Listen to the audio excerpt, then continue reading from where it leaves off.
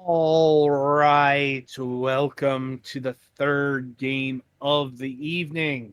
Up this time is Meteorfall, Krumit's Tale. Krumit's Tale, the second game in the Meteorfall universe, the first of which is Rust Bowl Rumble. A game we have not covered and is indeed in a different genre. So, not going to have much bearing on this review. I'm Is also a new. saying Meteorfall Journeys. Is that a sequel or what? I'm not sure. Um, is a new take on the deck building roguelike genre. Stop me if you've heard this one before. Use your cards to clear dungeons, then upgrade your deck with new cards and perks to press forward. The fate of the world is in your hands. Because of course it is. Right, so this game was given to the Golux for review, so over to him for the details. Yeah, I don't think Rust Belt Rumble was the first game, Hmm. seeing as how its date is this year. But I also Unlike, don't see Meteorfall Journeys on Steam, so I don't freaking know. it's possible Anyway, Journey. this isn't the first one. Yeah, this is the It is second. a roguelike deck builder. You are presented by a 3x3 grid with enemies and tools and stuff on it. You also have a character class that you do not get to choose in the demo. You just play as this one guy, and I don't think they even give you his ability in the demo, which is just the one. Um, so you uh, can. The way it works is that between things, you get the ability to buy new tiles and perks that also affect what tiles can be drawn, or sometimes the properties of existing tiles. Each time you start a dungeon, your tiles and the enemy tiles of that dungeon effectively get shuffled together, and then they all appear in a semi-random order for that scenario. Um, when there's an item tile on the screen, by default, you have a number of health, you have a base attack, and you can, like, hit monsters. If you defeat monsters, you get coins, which you can use to buy equipment to add it to your inventory. You can also sell equipment that is on the board without buying it to add, like, a coin, which can let you buy something else. So, for example, if you'd rather focus on defense, you can sell a sword and not pick up the sword and buy some armor, or vice versa. You get coins either by selling things or by uh, defeating monsters. I don't know. You do get. Oh, when you sell things, you also regain health, which is useful. Some tiles also make you, like, discard things or various other things, and you do have a deck size limit, which grows after at least most um, dungeons, probably to try to keep the balance of number of enemies and number of your things even. You can have less than the limit, but you cannot have more. Hmm. If you do, they make you sell a card before you start the next level. Oh, damn it. Did something happen, Petty? Yeah, I actually closed it. Okay. That was my bad. So, compared to some other roguelike deck builders, one of the things that jumped out at me that's a little bit of a pain is that you do not get to choose where you go next. It's semi-randomized. You get a number of stages on your quest, and they are, like, I've had the second stage be like two or three different things. Hmm. Um, I have not yet defeated the first boss enemy because I didn't have too long to play this, and also because I feel like there might be some part of the strategy that I am missing. But yeah, the different characters have different decks. The one that Petty has is one that was not unlocked for me, and I did see that there is one character that it just is DLC apparently, so I don't know how that works. There are also, while the default warrior's ability is just that when you buy something that gives you armor, it also heals you, which is useful because it's like doubling up on the durability. The other character starts with a specific item. It was a hunter or something, starts with a specific item, and I didn't play as her because the defense ability seemed so useful. I probably would have if I had another hour or two, but so yeah, there are abilities that matter the location on the screen. Like if you get a ranged weapon, it will usually be used to directly deal damage to something at the top of the screen without engaging in combat. There are some abilities and things that make the characters at the bottom that either do more damage to or take more damage from characters at the bottom of the screen. That was another thing the Ranger had, is that characters at the bottom of the screen deal more damage to her, which seemed dangerous.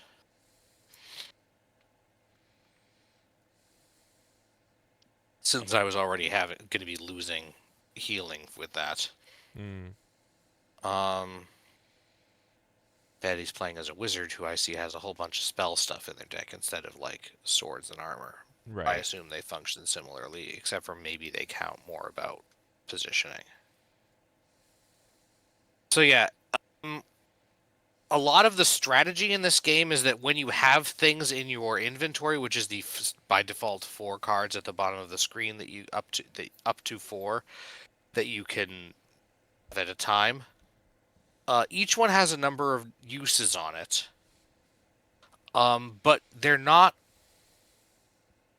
automatically equipped. You can equip or unequip them whenever you want, even in the middle of a battle, which is convenient because you can save durability on a sword if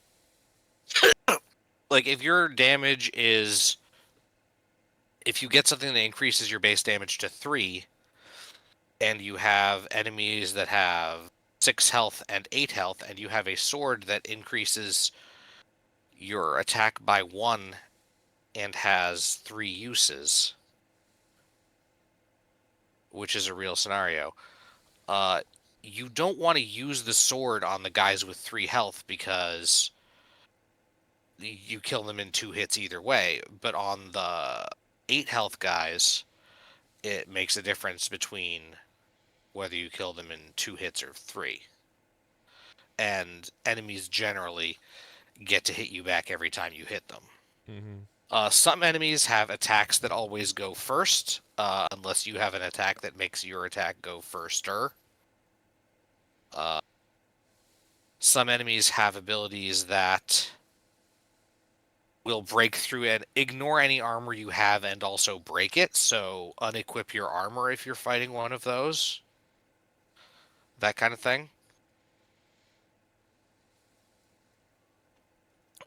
There are some armors that you can get that, or there are some things that make it so that you deal damage when you get hit, which is useful, and you can see what the enemies are going to do in terms of attacking or defending your stuff, because some enemies have, like, the first turn they'll guard, and then the second turn they'll have armor and do a huge amount of damage.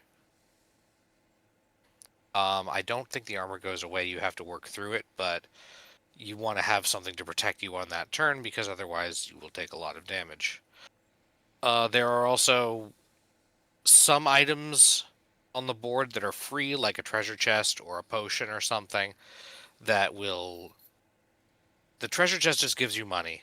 The potions, you can acquire them and then use them in battle and to heal you multiple times. Or you can sell them to gain a coin and still get some healing. I kind of didn't realize that they had multiple uses the first couple of times I got them because I'm dumb.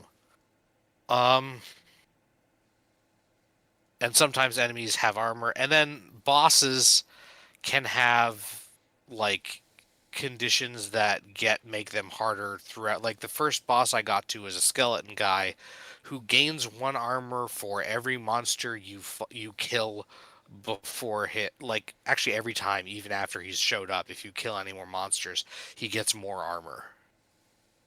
And then that's on top of a lot of life, and I just did not have enough stuff to fight him.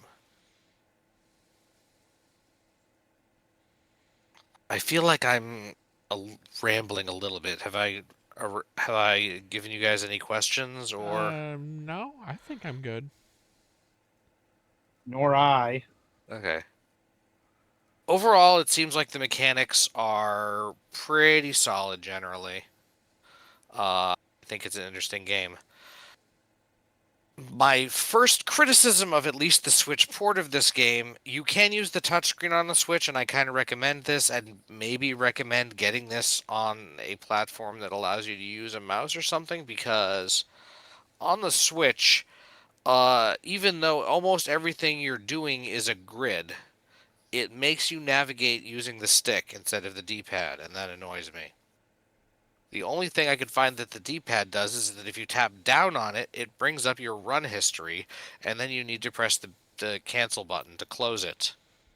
This is kind of annoying. I would much rather just be able to navigate the game field with the D-pad, but I know not everyone feels that way, but when you're on a grid anyway, it feels more precise that way. Mm-hmm. Oh yeah, Spetty's now in the shop where in between dungeons you can buy a new card. You can actually buy more than one, but if you do, I've found that I'm always like one away from the limit before I go into the shop. So if you buy two, you'll Yeah. to get rid of. That said, if you had a card in your deck that you want to get rid of, Right. you can replace it with a better one and then get rid of the old one. So yeah, that's pretty much the game, I think. The music is interesting. The art style is, I mean, it is the Meteorfall art style, but to me it somewhat resembles like Adventure Time and stuff, Mm-hmm. which is fairly neat. It's not what you get every day. And yeah, now Petty is in a level I've never seen, so. So yeah, I'll be honest, I don't even know who Krumit is. I assume it's this guy who's holding the game board. And he does also, like, sometimes tell you what he's gonna drop in next, which can help you strategize. Mm. Oh, there's also like if there's an enemy that has a border around it, that enemy is usually more important than usual. Sometimes it means it's a boss. I think it might. Sometimes it means maybe it just means they have armor actually, because I was thinking the first one that I saw was the town guard who has 2 health and 4 armor. But while they're on the board, you can't have any weapons equipped, so you have to beat them first, basically, or you will be at a disadvantage against everything else, for example. Mm. And did I say that if... Oh, yeah, and if you have armor as much as the enemy does damage, so it negates it, then that makes that enemy lose a turn, which is great, because then you're saving durability on any armor you have, and not taking damage, so you can beat things in a shorter amount of time. I think that's about all I got. All right then. How much are they charging for it, Adam? $15. Yeah, that seems fair for this. There's apparently 10 stages in a run, and there's enough variability from run to run, and there are also like 6 playable characters, one of which is the DLC one, I guess. So Yeah, that'd be Varla the Ranger, I'm not sure if this has been released on the Switch yet, but certainly on Steam. Uh, Oh, sorry, Varfa, the Ranger. Let me double check and see if that's actually the one that I have. Right. Um, And on Steam, at least, she clocks in at $2.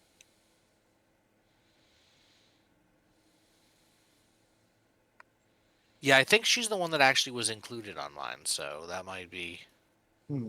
worth considering. I'm not saying it's not even bad on Switch. Just I'm not a fan of the way they did the controls.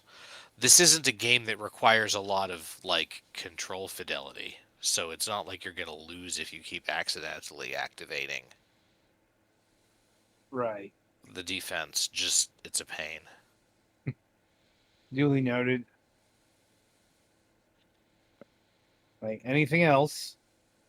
I think that's all I got. All right, so that'll about do it for Krumit's Tale here. Be sure to tune in after the break as we review Silence Channel 2.